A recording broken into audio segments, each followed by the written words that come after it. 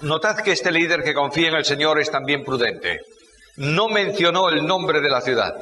Simplemente dijo, la casa de mis padres, el sepulcro de mis padres. Si él hubiera dicho al rey, Jerusalén está, probablemente se le hubiera encendido una luz roja al rey. Porque Jerusalén había traído siempre muchos problemas a los imperios del entorno, por tanto no era una ciudad grata. No abusa del cuidado de Dios, sabe mantenerse en una línea de prudencia, pero hace algo que a mí me asombra. Miremos el versículo, desde el versículo 3, ahora desde el versículo 4 hasta el versículo 8. Me dijo el rey, ¿qué cosa pides? ¿Y qué hace Nehemías? Pide, ora a Dios.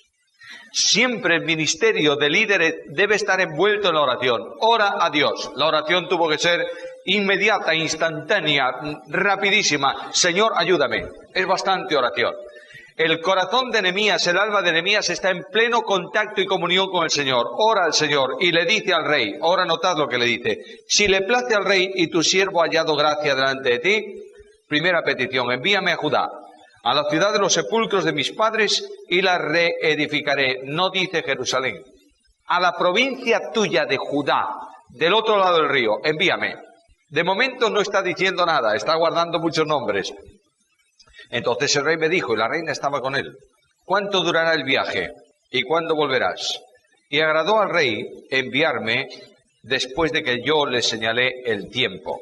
Además le dije al rey, si le place al rey que me den cartas para los gobernadores del otro lado del río para que me franqueen el paso hasta que llegue a Judá, y carta para Asaf, guarda del bosque del rey, para que me dé la madera para enmaderar las puertas del palacio de la casa, y para el muro de la ciudad, y para la casa en que yo estaré. Y me concedió el rey según la benéfica mano de ¿quién? De Dios sobre mí. Durante 4 meses Nehemías estuvo orando, ¿y qué más hizo? Planificando. Nehemías había investigado, necesito madera para levantar la estructura de la casa y todas estas cosas, el muro de la ciudad. ¿Dónde está la madera? En el bosque del rey. ¿Cómo se llama el guardia del bosque?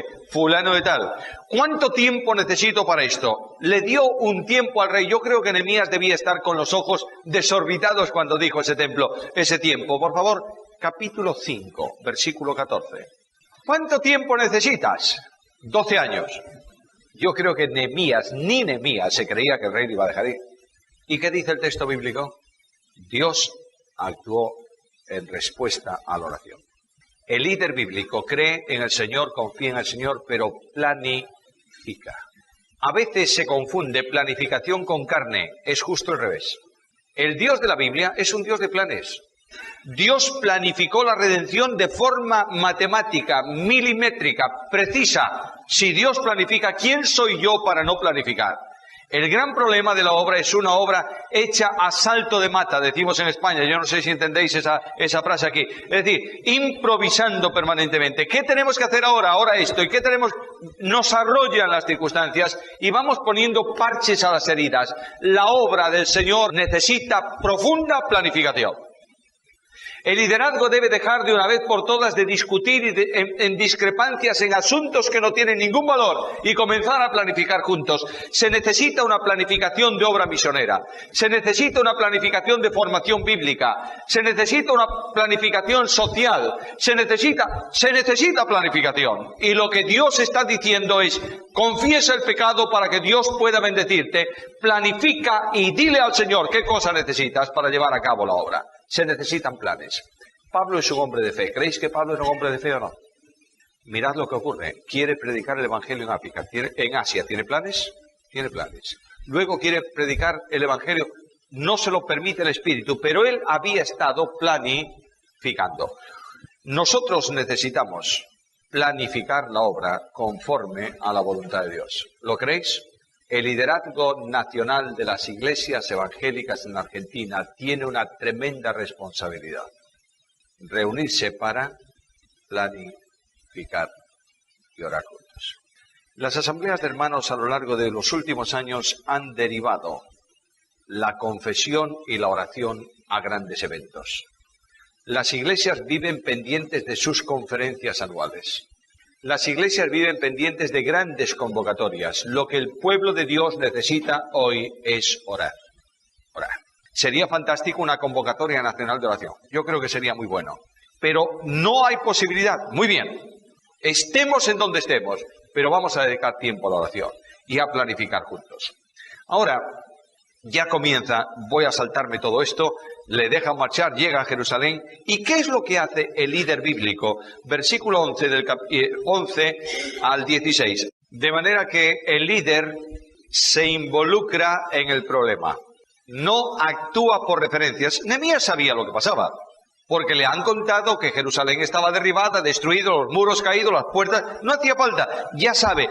Pero si tú quieres actuar verdaderamente en el ejercicio de liderazgo, haz lo que hizo Nehemías. Primero, observa detenidamente el problema, no te precipites, valora. Segundo, valora el problema no por lo que te dicen, sino por ti mismo. Tercero, guarda para ti las conclusiones. ¿Veis que no dice nada a nadie? En tercer lugar, enfrenta el problema. Hermanos míos, el liderazgo muchas veces actúa absolutamente en contra de lo que la Biblia está enseñándonos aquí. Primeramente, creen que que hay problemas donde no existen problemas. Es un poco el caso de Don Quijote. ¿Recordáis? Don Quijote se peleaba con molinos de viento creyendo que eran fantasmas. Y lo único que hizo fue que lo tiraron del caballo y le rompieron la lanza. A veces el liderazgo ve molinos de viento donde no existe. Están permanentemente tratando de ver dónde está el problema, pero ahí no está el problema. Hay problemas dentro, no problemas fuera. En segundo lugar, hay personas que juzgan las cosas que son por lo que aparentan ser.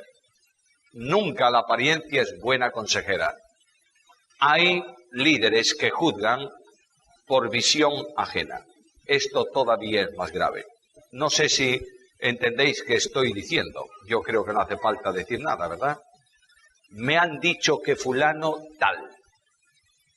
Y automáticamente tú juzgas al pobre de fulano por lo que te han dicho y eso es mentira.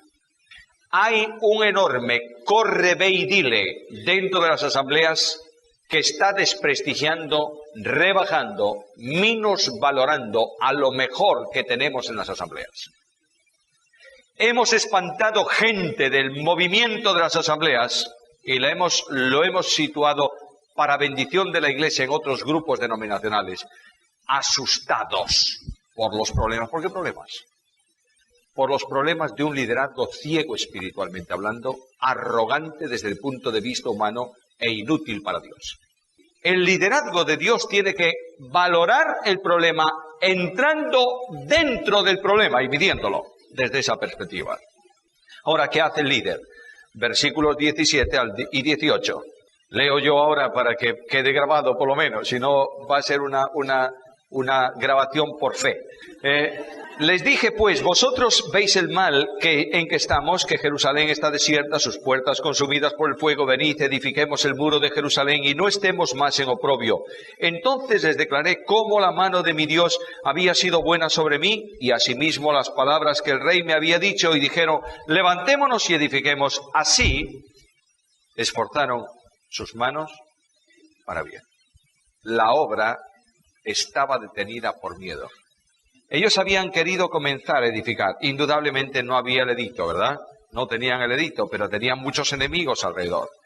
Si yo soy Nehemías y llego a junto de todo este grupo de personas que están viviendo muy bien en su ciudad, pero sin atender a la obra, ¿tú sabes lo que yo hago? Los reúno y los exhorto. Los animo. No es así. Aquí tienes un líder que lo que tiene en mente es que la única forma de alentar el pueblo de Dios no es reprendiendo, sino precisamente alentándolo. Aquí lo reúne y le dice, vamos a valorar el problema. No soy yo el que digo, mira qué problema. Valoradlo, por favor, valoradlo. Entrad dentro del problema. ¿Qué estáis viendo a vuestro alrededor?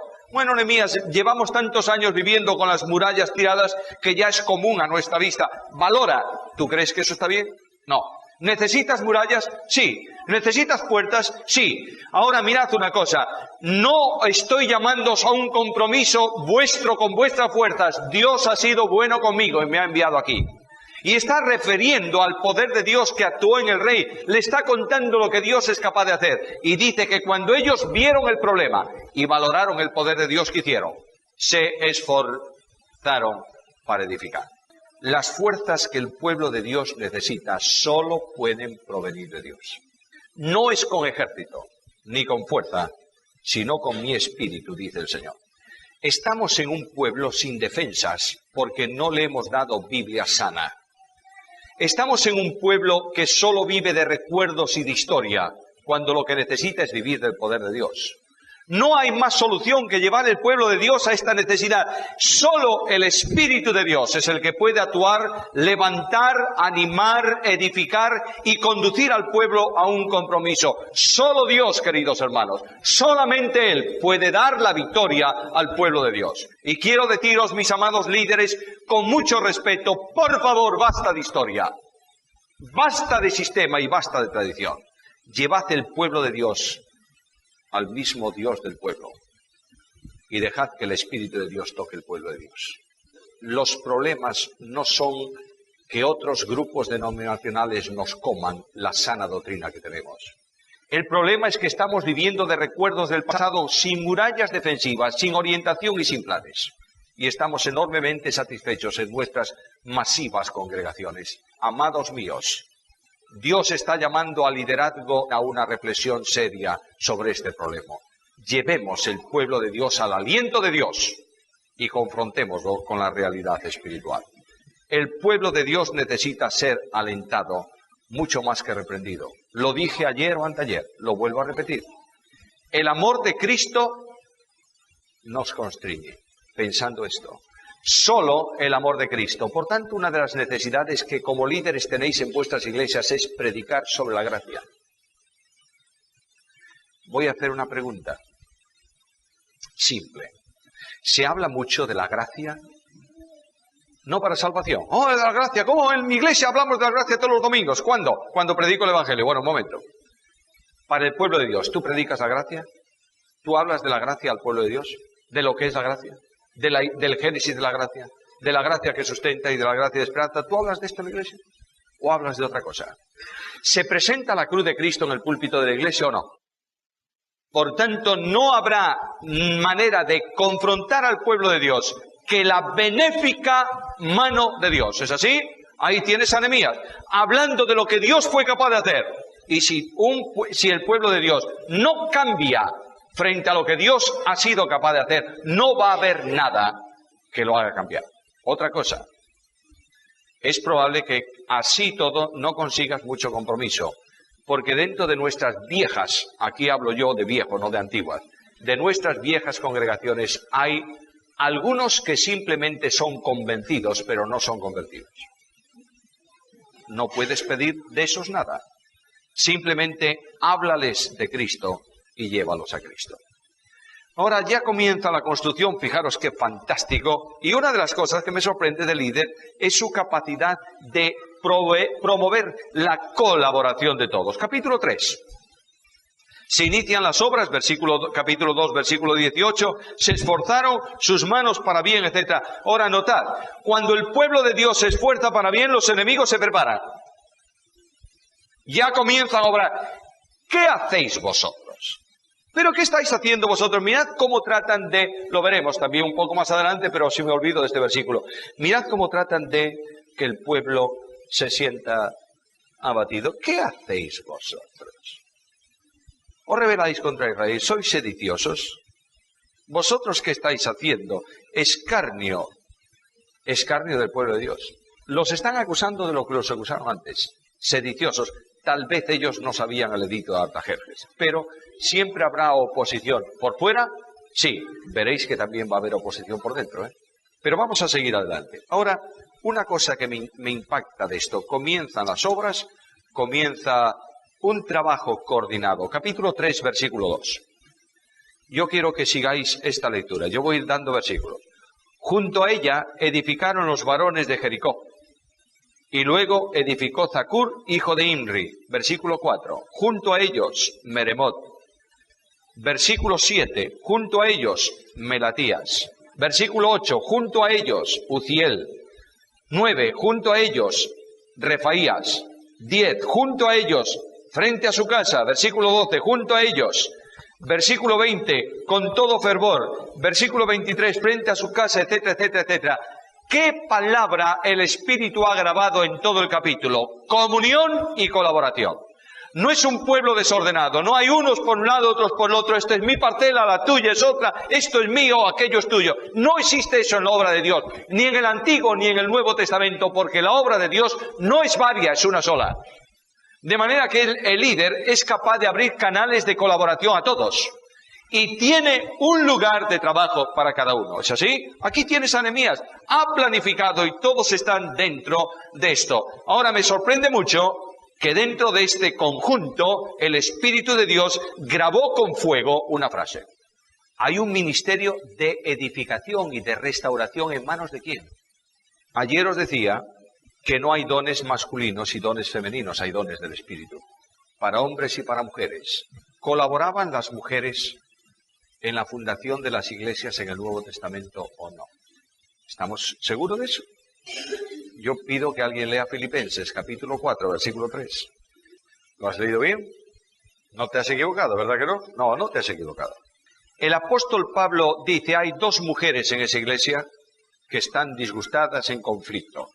Ayúdalas, porque han sido mis... Pero dice algo más, para que sepamos qué tipo de colaboración hay, porque una mujer puede colaborar en limpiar la puerta de entrada de la iglesia. Lo mismo que mis otros colaboradores, como Clemente y otros que colaboraron conmigo. ¿Lo dice ahí o no? Y no utiliza una conjunción y, que puede tener utiliza un con todas las fuerzas. De manera que del mismo modo que Clemente y que este y que el otro, también Ebodía y Síntiques fueron mis ayudantes en la fundación de la iglesia ahí. No estaban poniendo los bancos, estaban trabajando con Pablo en la fundación de la iglesia. Si la mujer es sacerdote espiritual, lo mismo que el hombre, no puedo prohibirle lo que Dios no ha prohibido. Y es un elemento de necesaria reflexión en el liderazgo bíblico. No quiero decir, no pido ninguna inversión, queridos. No quiero un cambio externo de nada, ni en mi iglesia ni en ninguna. Los cambios externos son pura historia. Me da lo mismo. Si no hay un cambio de actitud interna, no vale para nada. Podemos darle la vuelta. Un cambio externo sin cambio interno es una revolución. No vale eso. Eso no vale. Pero el liderazgo tiene que abrir cauces de servicio a las mujeres. En la obra de Dios. Si no, no vamos a avanzar. Otra cosa importante. La iglesia primitiva tenía además diaconisas reconocidas. ¿Sí o no? ¿Hay alguna herejía bíblica en esto que digo o es verdad bíblica? Romanos 16. Hay una mujer que se llama Febe, que es diaconisa de la iglesia en Cencrea. ¿Sí? En tiempos de Pablo, escrito por un apóstol. Tenemos que de una vez por todas comenzar a romper prejuicios históricos. Alguien me va a decir, nunca se ha estudiado este tema, nunca se ha abordado este tema, porque no fue necesario en los tiempos anteriores. Cuando las asambleas comenzaron su andadura, abordaron dos temas urgentísimos. ¿Sabéis cuál era? Gobierno de iglesia y escatología bíblica. Eran urgentes entonces. Seguimos anclados en los mismos temas. No importa que el contexto social haya variado, nosotros seguimos con nuestra historia peregrina. Y lo que tenemos que hacer es venir a la iglesia con un carro de caballos, como aquellos tiempos funcionaban, si queremos ser consecuentes con nuestra fe. Tenemos que valorar, reflexionar, sentir que la iglesia no es un monolito al margen de la sociedad, sino un edificio vivo contextualizado con la sociedad. A ver si puedo decir esta verdad de esta manera. No podemos pedir que el tiempo se adapte a la iglesia, es la iglesia la que tiene que adaptarse al tiempo. El mensaje de la iglesia no es para el siglo pasado, es para el siglo presente. La contextualización del evangelio tiene que ser entendida y razonada por la gente de hoy, no por la gente del pasado. Y la iglesia tiene que dar una respuesta bíblica al problema del ministerio femenino a la luz de la Biblia. No a la luz de la historia, ni de mi capricho personal. Otra cosa que me sorprende es el trabajo a medida en razón de las fuerzas de cada uno. Mirad el capítulo 3, versículo 23. Después restauró Benjamín y Jasub frente a su casa. Masías, hijo de Ananías, cerca de su casa.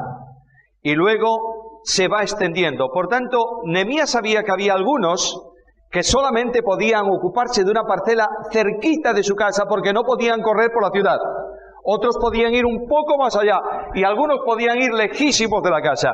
Cada creyente tiene una valoración en la iglesia y hay que darle la parcela de servicio conforme a ¿qué? Conforme a sus fuerzas, conforme a su capacidad.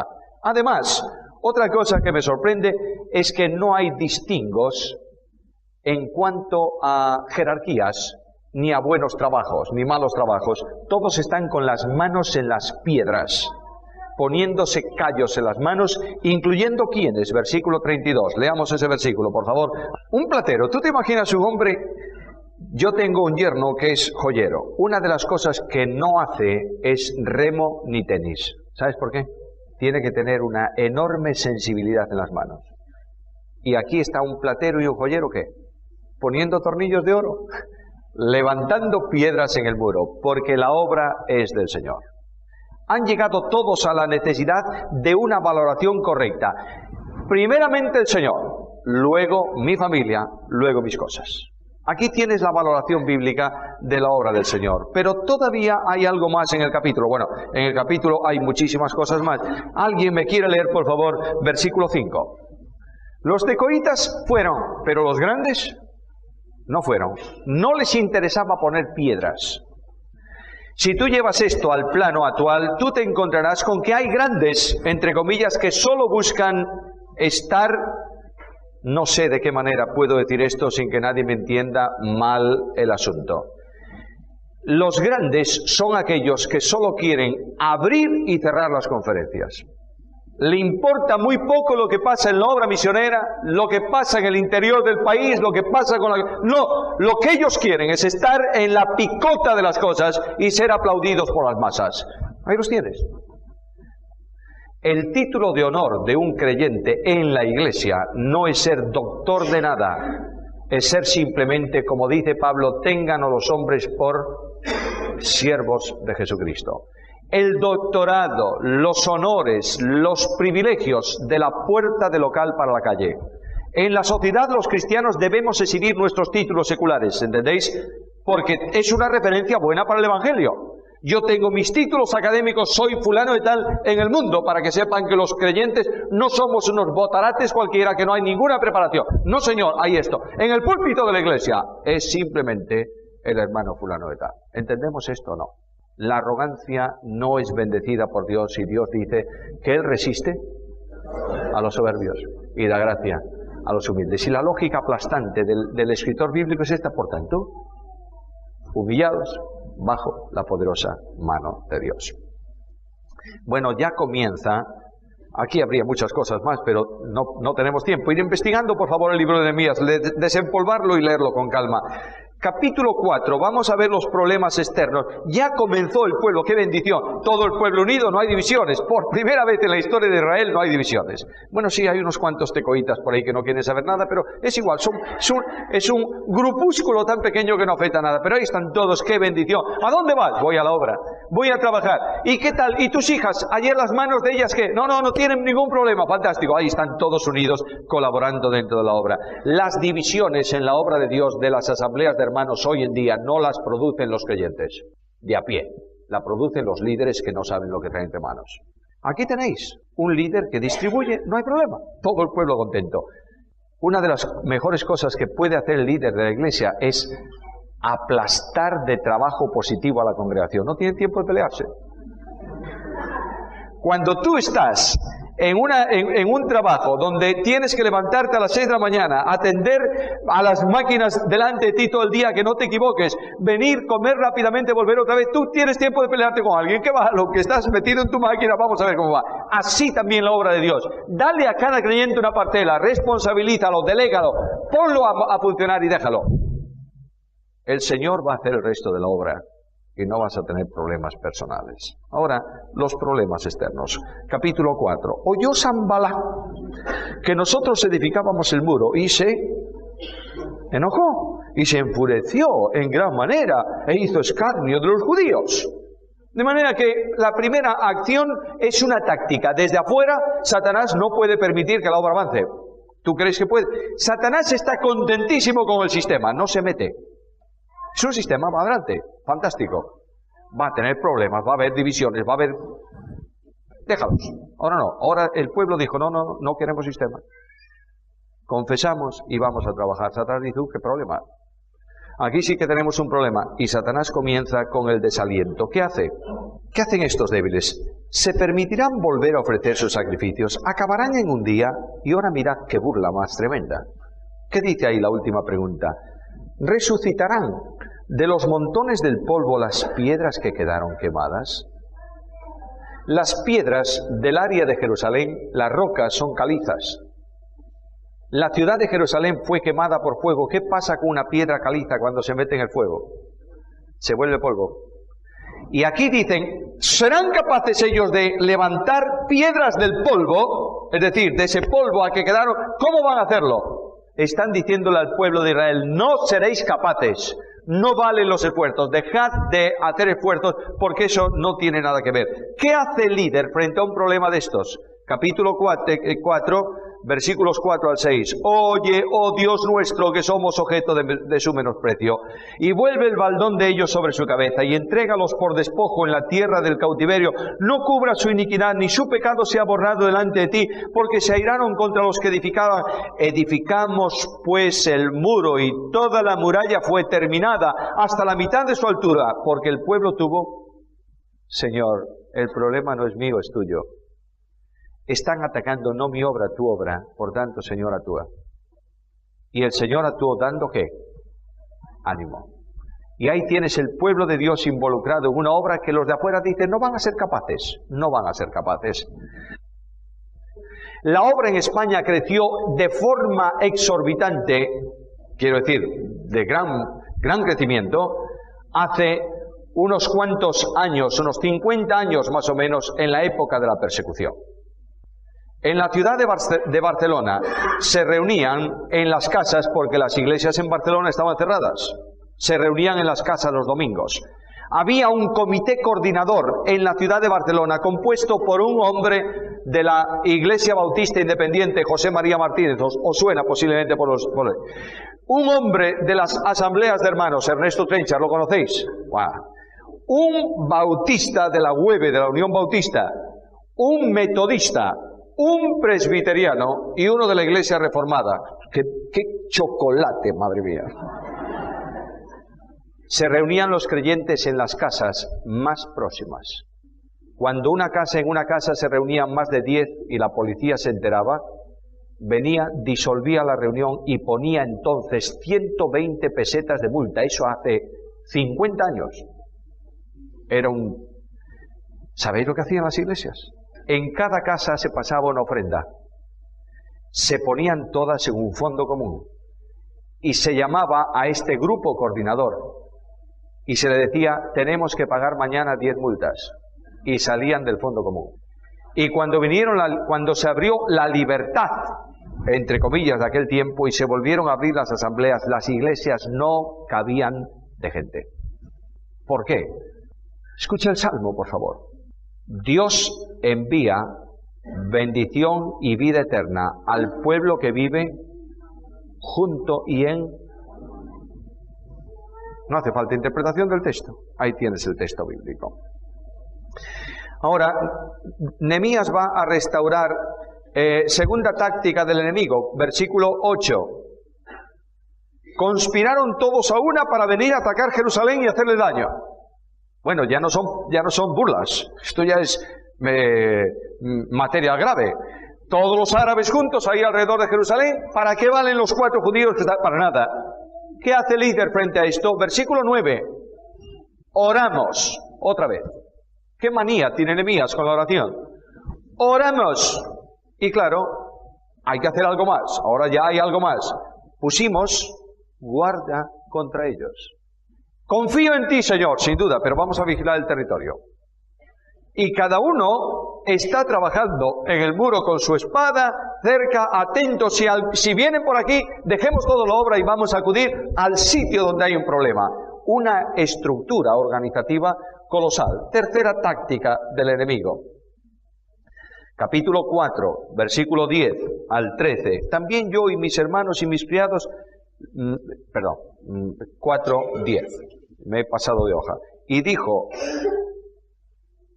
Judá, las fuerzas de los acarreadores se han debilitado y el escombro es mucho, no podemos edificar el muro. Nuestros enemigos dijeron, no sepan ni vean hasta que entremos en medio de ellos y los matemos y hagamos cesar la obra.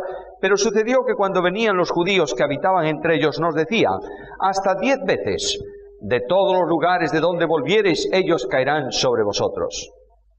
¿De dónde viene el desánimo ahora? ¿De adentro o de afuera? De adentro. Los judíos que están ahí dentro, pero que tienen contacto con los de afuera, vienen y dicen, nos van a arrollar. Es mejor dejar la obra. ¿Qué hicieron? Versículo 14, me levanté, dije a los nobles y a los oficiales y al resto del pueblo, no temáis delante de ellos. ¿Acordaos de quién? Del Señor. De nuevo, dependencia, relación con el Señor, confianza en el Señor. El miedo desaparece porque la confianza en el Señor no merma. Satanás va a utilizar esta táctica. Primeramente va a atacar desde afuera y luego va a meter sus aliados por dentro para dinamitar la obra. ¿Qué tienes que hacer tú frente a esto? ¿Puedes tú con Satanás? No. Pero Satanás es un ser vencido por Cristo. ¿Es así? Tú estás ocupando un terreno de victoria, ¿es verdad? Dios no te manda ir al mundo a buscar a Satanás y pisarle el cuello. No hay tal cosa en la Biblia como una guerra espiritual en ese sentido.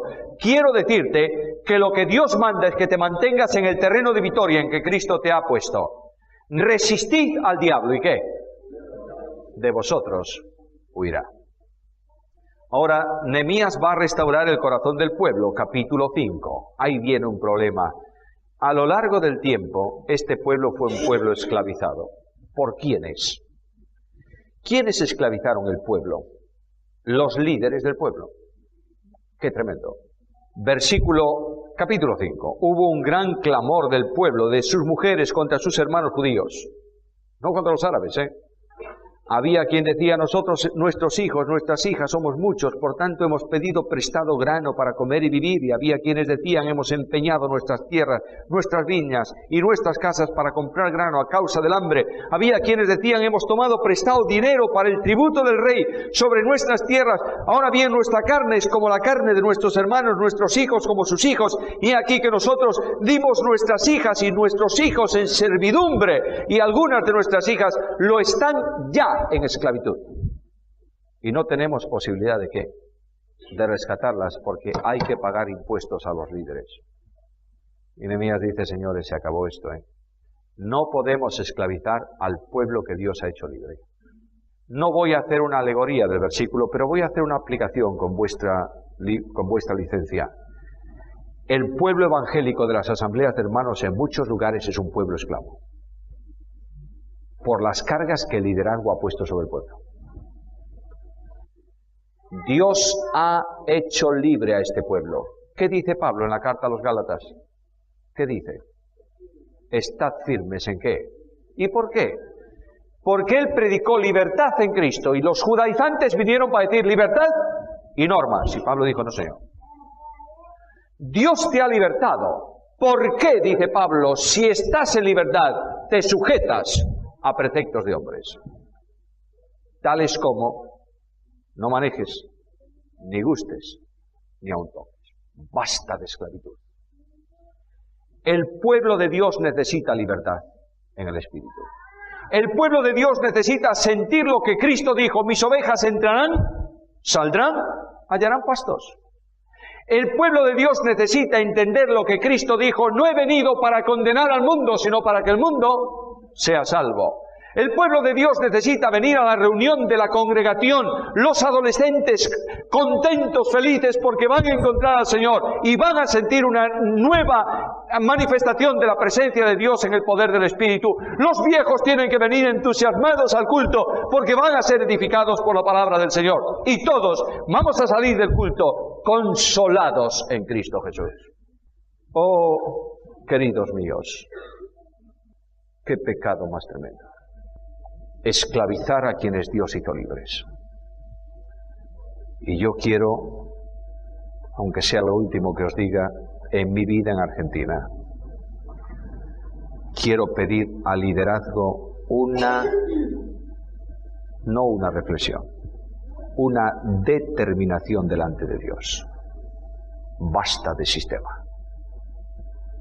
Y comienza a pagar este precio, por favor. Te van a decir lo que estos dicen. Estás arruinando la obra. Déjalos. Déjalos que digan lo que quieran decir. Lo que tú tienes que entender es que no vas a dar cuenta delante de un tribunal de hombres. Vas a dar cuenta delante del tribunal de Cristo. He llegado a esta convicción personal en mi vida y en mi ministerio. No soy ejemplo de nada para nadie, por favor. Pero quiero decirte delante del Señor que estoy dispuesto a pagar no un precio cualquiera, el precio máximo que sea. Pero quiero ser fiel a mi Señor. Y mientras yo viva estaré predicando libertad en Cristo. Y estaré llamando al pueblo de Dios a libertarse de la opresión en que viven, consumidos por un sistema que no tiene nada de espiritual y que está arruinando la historia de nuestras asambleas. ¿Te imaginas lo que significa para el pueblo inglés, de donde han salido, saber que se están cerrando 10 asambleas por mes? ¿Qué te parece? ¿Tú sabes qué tipo de asamblea se está cerrando? Las asambleas que siguen con el culto de evangelio a las 5 de la tarde. Cuando nadie en Inglaterra a las 5 de la tarde va a ningún sitio que no sea dar un paseo cuando pueden por el campo. ¿Por qué se mantiene el sistema? Porque es lo que siempre se hizo. Cuando no se permite que un joven sea reconocido en el liderazgo de una iglesia porque es un joven, pero puede tener muchos años en Cristo o no. No queremos un viento nuevo de Dios, porque tenemos que ceder nuestras riendas. Y lo que hace falta es que el pueblo de Dios, los líderes, seamos honestos, por favor. Y digamos a Dios en una oración sincera: ¿qué quieres que hagamos, Señor? ¿Qué quieres que hagamos? ¿Cuál es tu camino? ¿Cuál es tu rumbo? Déjame que te ponga un ejemplo de esto y vamos adelante. Vamos a organizar nuestra fiesta solemne, los novilunios de las asambleas. Y vamos a reunirnos para organizar la conferencia. ¿Qué hacemos? Primeramente, hay un equipo, el de siempre, en la conferencia que vaya a realizarse, no importa cuál sea. Segundo, vamos a elegir los predicadores, 208 nombres, después al final quedan 3 solamente, porque cada uno tiene, yo creo que si pusiésemos a Pedro tendría un problema, mira, negó al Señor, este no lo podemos invitar a la conferencia bajo ningún concepto. Y si tuviésemos a un Pablo le diríamos, no puede ser, jamás, ¿cómo vamos a traer a un Pablo que va a una iglesia donde se habla en lenguas? De manera ninguna, este Pablo no vale. Porque iba a Corintios, ¿o no? Claro. Y Marcos, que va, hombre, Marcos, un desertor. Y siempre lo mismo. Al final quedan 4 que van a decir lo que los grandes quieren escuchar. Nada más. Y ya tenemos el programa y el predicador. Ahora, ¿qué necesitamos más en la conferencia? El coro. Que no falte, por favor. Muy ortodoxo el coro, ¿eh? Muchas normas para que el coro funcione. Ya tenemos el coro y el predicador. La fecha y el lugar. Y ahora, cuando faltan 10 días para la conferencia, estoy exagerando, ¿eh? Le decimos al Señor, aquí está nuestro programa, ahora tienes que bendecirlo tú. ¿Es así? ¿Creéis que Dios va a bendecir esto? Puede aguantarlo por un tiempo, pero Isaías dice, vuestras fiestas solemnes me son abominación. No las puedo soportar. Necesitamos un cambio en el espíritu, un cambio de sistema, un cambio en confesión, un decir al Señor, Señor, tú y solamente tú. Y lo que queremos en este año, en esta reunión solemne, no es oír cosas, es verte a ti y sentir tu presencia y seguir tus pisadas. Nehemías restaura el corazón del pueblo y dice, esto se acabó el sistema, por favor. Yo, el primero, voy a dar ejemplo. Mira lo que hace Nehemías. Reprende a los nobles, a los grandes, les llama la atención y dice, ni yo, Ni mis soldados, ni nadie vamos a hacer nada en este sentido, aunque yo tengo derecho, ¿entiendes? Porque soy el delegado imperial aquí. Soy el gobernador de esta ciudad, de parte de Artajerjes, y si yo quiero poner un tributo, lo pongo porque soy el delegado de Artajerjes. Ni yo, ni mis soldados vamos a comer del pueblo. Pero vosotros vais a hacer lo mismo. Quitémosle el gravamen. Versículo 10. Una decisión que el liderazgo tiene que tomar de una vez por todas es esta: fuera gravámenes. ¿Para qué? Para que no haya clamor del pueblo. Porque un pueblo que clama en la presencia de Dios es un obstáculo para que Dios bendiga a ese pueblo. Necesariamente hay que hacer una reparación de esto. Ahora, los líderes dicen, los enemigos dicen, andamos muy mal. No hay problemas internos, porque Dios actúa. Ellos están edificando. ¿Qué vamos a hacer? Versículo capítulo 6, versículo 5 al 9. Entonces Sanbalat envió a mí su criado para decir lo mismo por quinta vez. Bueno, ellos quieren que Nehemías abandone la obra y vaya al campo, no para darse un abrazo, para matar a Nehemías. El problema de este pueblo es Nehemías, el líder que está coordinando todo esto. Saquemos al líder de medio y habremos continuado nosotros con nuestro sistema. Dios está detrás de ese líder, ¿no es esto? ¿Recuerdas que Isaías dice, hablarán de ti lo que quieran, pero no podrán porque yo estoy contigo? Bueno, ahí es una bendición. Ahora, dice aquí algo muy importante.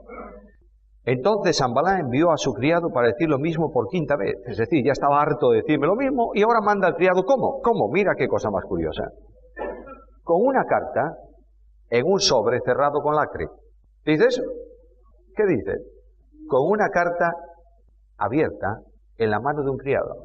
¿Tú sabes lo que hizo el criado cuando salió de la casa? Sacar la carta del sobre y leerla. ¿Y después qué hizo? Esparcir el bulo, la murmuración, porque es una murmuración. Nada mejor. Mira lo que dice.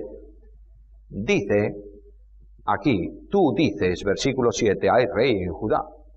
¿Es verdad esto? ¿Lo había dicho Nehemías? No tanto Nehemías, sí los profetas que estaban anunciando en tiempos de Nehemías, que decían, Jehová reinará en Sión y dará su voz en Jerusalén. Y este toma lo que no es más que palabras sacadas de contexto para acusar a Nehemías de sedicioso. Hay rey en Judá. Ahora, la divulgación de esta carta ya no tiene solución. Todos los que han oído creen que Nehemías tiene otras intenciones detrás. Sorprendente.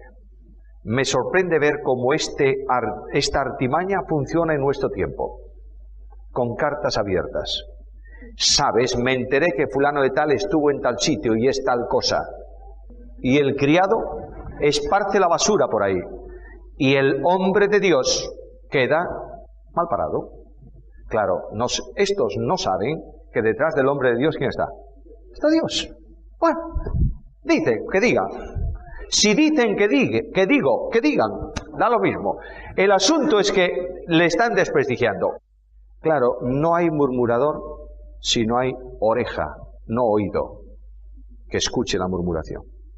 ¿Tú viste alguna vez un murmurador hablando en la pared? No. Luego, tanto problema tiene el que murmura como el que escucha. Y este es otro de los grandes problemas. Quiero decirte, ahora no hablo para líderes, hablo para el pueblo llano y querido. El próximo domingo, cuando tú salgas de la iglesia, siempre o casi siempre o de vez en cuando, tal vez en alguna ocasión, venga algún grande, santísimo, que te echa un brazo por encima del hombro y te arrima la boca a la oreja y te dice, ¿sabes qué? Prepárate, porque detrás del ¿sabes qué? Va a venir no algo positivo, va a venir alguna inmundicia de algún hermano. ¿Es así o no es así? El pueblo de Dios está envenenado por la miseria de la murmuración. Conozco un pastor de una iglesia en los Estados Unidos, amigo, es una iglesia pequeñita, tiene 4,000 y pico de miembros. Y este hombre un día me hablaba y me decía, ¿sabes una cosa? Estoy feliz. Y yo dije, oye, el año pasado cuando te vi, parece que estabas bastante amargado. ¿Qué te pasa? ¿Has cambiado? Sí, he cambiado. He encontrado la solución. ¿Sabes lo que me pasaba? Me dijo él. No, me estaba envenenando. ¿Te estabas envenenando? ¿Cómo? Sí. Tú no te imaginas lo que significa una iglesia como esta. Venía uno, sabe, pastor, tal cosa. Otro sabe. Y yo, venga, a engullir. Y a última hora tenía una indigestión espiritual permanente. De modo que cuando alguien viene a contarme algo, ¿sabes? Le formulo yo 3 preguntas. Digo, espera un momento, escúchame. ¿Lo que tú me vas a contar, lo viste? No. Malo. Segundo, ¿lo que tú me vas a contar beneficia al hermano del que me vas a hablar? No. Peor. ¿Y lo que tú me vas a contar me beneficia a mí? No. Pues no me lo digas. Dice, desde entonces se ha terminado. Vivo feliz. Solamente encuentro los problemas que realmente son problemas, no la murmuración. Luego viene otro problema. Pásate de la raya, Nehemías. Versículo 10. Vine luego a la casa de Semaías, hijo de Delaía, hijo de... Bueno, todos esos nombres. Entonces él me dijo, reunámonos en el templo y cerremos las puertas del templo porque vienen para matarte. ¿Cómo voy a entrar yo en el templo si al templo solo pueden entrar los sacerdotes? ¿Cómo voy a entrar yo? Voy a pecar contra Dios y voy a profanar el lugar a los ojos del pueblo. Esto es lo que quería. Mira cómo contesta. ¿Un hombre como yo voy a huir? ¿Tú crees que yo tengo necesidad de huir? ¿Y quién que fuese como yo entraría en el templo para salvarse la vida? Entonces, dice Nehemías, yo entendí que Dios lo había enviado porque, versículo 13, estaba... A ver, por favor, leadme ese versículo. El 13. Leamos todo el versículo. Porque fue sobornado para hacerme, no para hablar mal de mí, ¿para qué? Hacerme temer. Cuando los oponentes, los enemigos, no encuentran solución, te mandarán a alguien como intermediario para generar en ti, ¿qué cosa? Miedo. ¿Miedo de qué? Miedo del sistema. Pero yo no quiero estar en el sistema. Yo quiero estar con Dios. Luego, ¿quién puede producir miedo en tu vida si Dios es por ti? ¿Quién? Lo que tú tienes es que cada noche al final del día decir, Señor, ¿realmente estoy en tu línea o no? Tenemos que estar en esa línea, por tanto, no hay temor. Aunque ande en valle, yo quiero alentaros, porque si no vamos a terminar muy mal mañana. Aunque ande en valle, tú has leído ese versículo, no temeré mal alguno, porque, mira, observa por favor 3 cosas en la sombra. La sombra no es realidad, ¿verdad? Es una sombra. No te va a hacer daño lo que no es real. Segundo, la sombra simplemente te advierte de un peligro que puede venir, por tanto es una bendición para ti. Tercero, la sombra se produce solo cuando tras del problema que produce la sombra está la luz. Luego mira el valle de sombra como detrás de todo eso está el Señor. Y no tengas miedo, porque no puedes estarlo. Si está el sol, no puedes estar solo. El Señor está contigo. Y cuando tú te sientas muy desanimado en la obra del Señor, cuando te sientas angustiado, ¿lo has estado alguna vez? ¿Sí o no? Escucha el Salmo. Aderezas mesa delante de mí, ¿dónde? ¿No os parece raro el Salmo? ¿No creéis que es rarísimo? Los acusadores ahí, ¿dónde están? ¿Están ahí? ¿Dónde? Al lado. Y de pronto Dios los pone a un lado. Los empuja un poco, prepara una mesa de comunión y bendición para ti, y ellos miran. Y dicen, no podemos sacarlo de la mesa, porque es la mesa del Señor. ¡Oh, qué bendición tan tremenda! Mesa en presencia de mis angustiadores. Rugen, gruñen, te amenazan, déjalos. Tú afírmate en la mesa de la comunión con Dios, la mesa que Él pone para ti. Ahora la victoria final, tenemos que saltarnos por ahí muchas cosas. Capítulo 6, versículos 15 y 16, por favor. ¿Cuánto tiempo llevaba Esdras en Jerusalén? En 52 días se terminó una obra que por lógica hubiera llevado años. Además, el pueblo de Dios había hecho algo muy serio. Como no era el tiempo para terminar las cosas, ¿qué hicieron con la madera que había copiada? Se la gastaron en sus casas. La madera del templo y la madera del templo no, la madera de la ciudad, ¿dónde estaba? En las casas de los judíos, porque no es tiempo.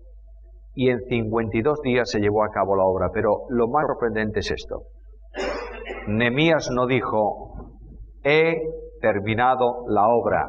Yo, ¿qué dice? Conocieron que por nuestro Dios había sido hecha esta obra. La obra es ¿de quién? De Dios. En la primera ocasión, tú eres parte del éxito. En la segunda, eres un mero instrumento en las manos de Dios. Además, tenemos que darnos cuenta también de otra cosa, y aquí dejamos el estudio para la tarde. Tenemos que darnos cuenta de otra cosa. Dios, el Señor, multiplica las fuerzas ¿de quién? ¿Te das cuenta lo raro de las matemáticas de Dios? Es que nuestro Dios es muy raro. Calla cuando yo hablo, actúa cuando yo no puedo, es especial. Cuando tú multiplicas una cosa por 0, ¿cuánto te da? ¿Estás seguro de eso? Y si la cantidad del primer factor es muy grande y la multiplicas por 0, ¿cuánto te da? ¿Y sabes qué dice Dios? Yo multiplico tu 0 para que tengas fuerzas. Tienes que venir a 0.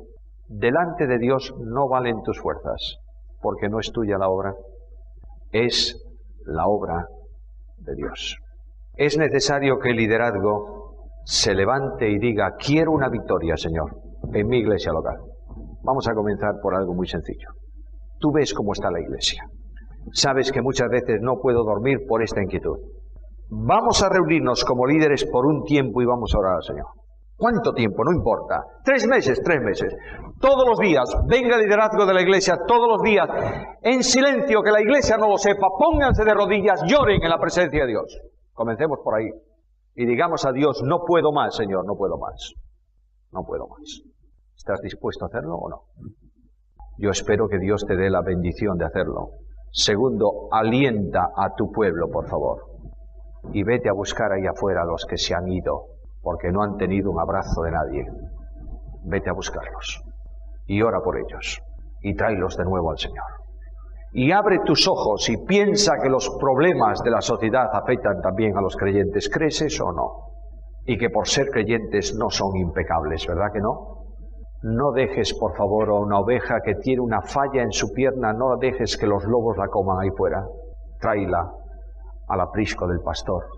Y si tú ves que además carece de una pata, porque ha cometido una falta que ya no tiene solución en su vida, va a ser siempre un cojo, ¿qué tienes que hacer con él? Ponla encima de tus hombros y llévala. Y busca a los que tienen inquietudes y ora con ellos y pregúntale ¿cuál es tu problema? Y llévalo a la presencia del Señor. Y di a Dios que por gracia pise tu yo para entronizar en tu vida el tú de Cristo. Y camina en la senda del liderazgo bíblico para tu bendición y para edificación del pueblo de Dios. Y cuando esto se produce, Dios va a hacer la obra en 52 días. Si hemos esperado muchos años, da lo mismo 52 o 64. Pero lo que yo sé es que Dios va a hacer su obra. A Él la gloria, a nosotros sus bendiciones.